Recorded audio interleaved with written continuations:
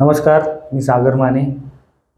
आज आपण एक वेगळ्या विषयाच्या संदर्भात माहिती घेण्यासाठी आलेलो आहे. म्हणजे लग्न हा जो विषय बघितला तर हा खूप म्हणजे पुरातन काळापासून चालू झालेला विषय आहे. आणि आज आपण आपुलकी विवाह संस्था ही पुणे येथे काम करते, गेले 30 वर्षापासून काम करते. तर त्याचे जे संचालक आहेत राजेंद्र खिरेड सर, आपण त्यांची भेट घेणार आहोत. म्हणजे 30 वर्षामध्ये लग्न जुळवताना त्यांना जे आलेले अनुभव आहेत त्या अनुभवाबद्दल आपण त्यांच्याशी चर्चा करणार आहे. आणि जे विविध आलेल्या अडचणी आहेत, म्हणजे लग्न करताना हुंडा असेल, समंजसपणा असेल, किंवा लग्न जुळत नसेल, मन जुळत नसेल, लग्न कशा प्रकारे मोडली जातात, डिवोर्स कशामुळं जास्त प्रमाण वाढले डिवोर्सचं, हे जे प्रश्न आहेत त्या प्रश्नांवरती आपण सरांशी चर्चा करणार आहोत. आणि सरांकडनं आपण ते मत घेणार आहोत, जेणेकरून आपल्या प्रेक्षकांना त्या गोष्टीचा फायदा होऊ शकतो. तुम्ही गेली 20 वर्षापासून विवाह संस्थेचं काम करताय. 30 वर्ष आले. 30 वर्ष झाले. तर हे जे विविध प्रकारचे जे नातेवाईक लग्न मोडण्याचं प्रमाण वाढले किंवा वेगवेगळी कारणं सांगितली जातात, त्याच्यामधले तुमचे जे अनुभव आहेत ना ते प्रेक्षकांना सांगा. माझ्याकडे प्रत्यक्ष अनुभव येतात. मी फील्डवरती जाऊन काम करतो. मी लग्न जुळवण्यासाठी काम करतो. मी प्रत्येक कस्टमरशी निगडीत आहे. मी नुसता बायोडाटा पाठवून बायोडाटा मॅच करणं हे माझं काम नाही आहे. मी प्रत्येक कस्टमरला त्याला सेपरेट सर्व्हिस देतो. त्यामुळं मला हे असे अनुभव खूप सारे आलेले आहेत. त्या अनुभवातनं माझे असे अनुभव आहेत की 1-2-3 लग्न अशी जुळत आलेली, फार शेवटच्या स्टेजला लग्न ठरणारे त्याच नातेवाईकांनी सवळ द्यायचे, त्या हुंड्यामुळं लग्न तुटायचे. आत्ता परिस्थिती पूर्ण बदललेली आहे. आज मुलगी किंवा मुलीकडचे हुंडा मागतात. तो कशा स्वरूपात मागतात? तर मुलाचं पॅकेज, पहिलं पॅकेज किती आहे, पगार किती आहे, बिझनेस पॅकेज, नोकरीचं पॅकेज किती आहे, घर कसं आहे, मग 1 BHK, 2 BHK, 3 BHK किंवा बंगला, गाडी कुठली आहे, गाडीच्या कंपनीवरनं पण ते डिपेंड असतं. म्हणजे ती साधी गाडी मारुतीची वॅगनर आहे काय BMW आहे, इथपर्यंत लोक चौकशी करतात. म्हणजे गाडीच्या परिस्थिती, म्हणजे त्या किमतीनुसार सुद्धा तिची किंमत केली जाते. शेती बघितली जाते, शेतीचे सातबारे बघितले जातात.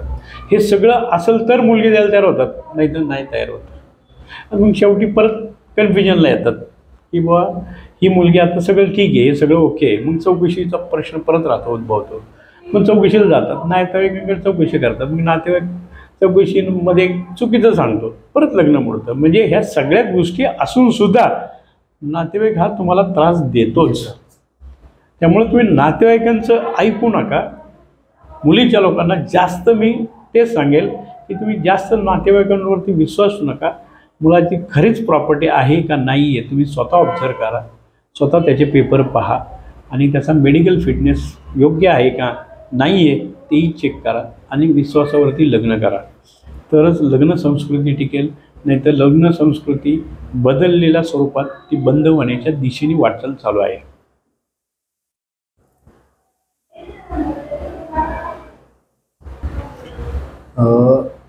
हुंडा हा गहन विषय. म्हणजे मुलगी ज्यावेळेस देत, एखादा वडील मुलगी देतो म्हणजे त्याच्या पूर्ण आयुष्याची जी कमाई आहे तो त्या हुंड्यामध्ये देत असतो. पण इथं वेगळं आहे. म्हणजे आता मुलगा नाही तर मुलगी हुंडा मागते. तर तुम्हाला जो अनुभव आलेला आहे तो शेअर करावा. आता कसं आहे माहिती आहे का, खूप विचार केला आणि खूप लोकांचा विचार बघितलं तर माझ्या असं लक्षात आलं, मुलगीचा वडील किंवा मुलीची आई किंवा मुलीचे वडील ज्यावेळेस माझ्याकडे येतात रजिस्ट्रेशन करायला, त्यावेळेस ते सुरुवातीलाच सांगतात की आम्हाला असा मुलगा हवा आहे, नोकरी असावी, त्याचं घर चांगलं असावं, कमावता चांगला असावं, असं असेल तरच दाखवा, नाही तर दाखवू नका. अशी स्वरूपाची त्यांची मागणी असते. म्हणजे काय ऐकतात ते हुंडाच मागतात ना. मग ती परिस्थिती बदलावी असंच माझं म्हणणं आहे की नुसतं हुंडा बघू नका किंवा नुसती परिस्थिती बघू नका, मुलालाही चेक करा. मुलगा ते योग्यतेचा आहे का ते ठरवा. पैसा आणि प्रॉपर्टी म्हणजे मुलगा योग्य आहे असं नाही आहे. तुम्ही हुंड्याच्या दृष्टीने वाटचाल करू नका, ती थांबवण्याचा प्रयत्न करा. तुमची मुलगी ही दान करण्यासाठी असते, कन्यादान म्हणतात त्याला. ती दान करण्याची क्षमता ठेवा, तरच तुमच्या मुलीचं लग्न होईल. नाही तर 2-2, 4-4 वर्ष माझ्याकडे पडलेले आहेत मुली अशा की ज्यांना त्यांच्या योग्यतेचा नवरा मिळत नाही किंवा त्यांच्या योग्यतेचा जावई मिळत नाही आहे. आज तसं बाजारात जर विचार केला तर तुम्ही मनासारखा जावई विकत घेऊ शकत नाही. तुमच्याकडे कितीही प्रॉपर्टी असू द्या मुलीच्या वडिलांकडे, किंवा मनासारखी सून पण विकत घेता येत नाही, मनासारखी बायको विकत घेता येत नाही, मनासारखा नवरा विकत घेता येत नाही. तुमच्या परिस्थितीला ओंड्याला काही महत्त्व नाही आहे. तिथं तुम्हाला ॲडजस्टमेंट ही करणंच गरजेचं आहे आणि विश्वास ठेवणं गरजेचं आहे, तरच लग्न ठरेल, नाही तर नाही ठरणार.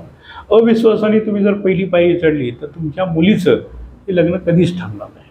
तुम्ही विश्वासाने पायरी चढा, तुमच्या मुलीचं सुंदर जीवन होईल, सुखी जीवन होईल, हाच आनंद घ्या.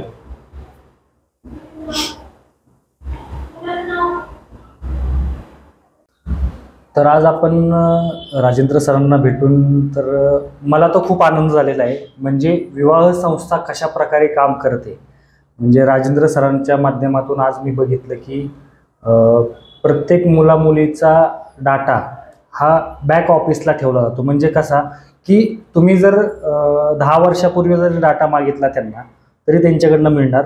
म्हणजे काम अशा प्रकारे करतात की माझ्याच मुलीचं लग्न आहे, माझ्याच मुलाचं लग्न आहे, या पद्धतीनेच काम करतात.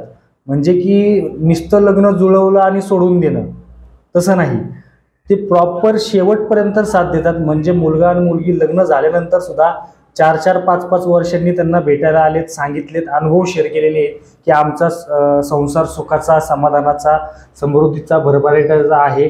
अशा प्रकारचे अनुभव त्यांनी शेअर केलेत आपल्यासोबत. म्हणजे विवाह हा खूप आयुष्यामधला खूप मोठा प्रसंग आहे की ज्याच्यातून बाबा दोन कुटुंब एकत्र येतात आणि संसार थाटतात. जे राजेंद्र सर जे आहेत हे गेले 30 वर्ष झालं काम करतात विवाह संस्थेचं. त्यांची काम करण्याची पद्धत जरा वेगळीच आहे. जे जर कोणाला लग्न जुळवायचं असेल, लग्न होत नसेल, घटस्फोटीत असाल तर खाली मी नंबर देतो राजेंद्र सरांचा, त्याच्यावरती तुम्ही संपर्क साधून त्यांच्याशी चर्चा करू शकता, बोलू शकतात. त्यांचा जो ॲड्रेस आहे तो पुणे येथील नांदेड सिटी एरियामध्ये क्राऊन बेकरीच्या 1st फ्लोअरला त्यांचं ऑफिस आहे, आपुलकी विवाह संस्थेच्या नावाने. तर तुम्ही नक्कीच त्यांच्याशी संपर्क करा. ज्यांना लग्न करायचं आहे, जे घटस्फोटीत आहे किंवा ज्यांना लग्न करताना विविध प्रकारच्या अडचणी येतात, अशा लोकांनी राजेंद्र सरांशी संपर्क साधावा. मी सागर माने, धन्यवाद.